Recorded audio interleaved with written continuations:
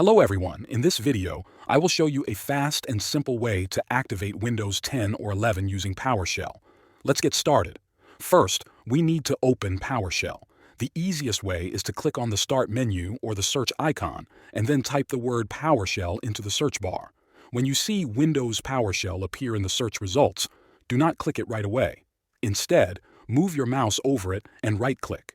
Then, choose the option that says Run as Administrator. If a confirmation window appears asking if you want to allow this app to make changes to your device, go ahead and click Yes.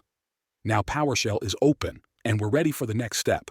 In this step, you will copy and paste a short command into the PowerShell window. This command will run a quick script that helps verify and activate your version of Windows.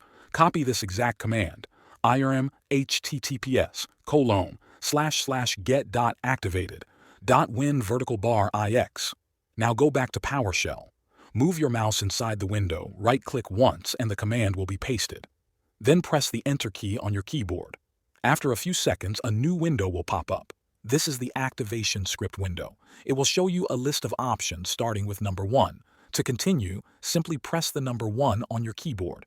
Then hit Enter again. Now the script will run and it will try to activate your Windows system. This process usually takes just a few seconds. You don't need to do anything else during this time. Just wait for the confirmation message. Once the activation is done, you'll see a message saying that your Windows has been activated successfully. Now you can close PowerShell. That's it. You've just activated Windows 10 or 11 in a few easy steps using PowerShell. Thanks for watching.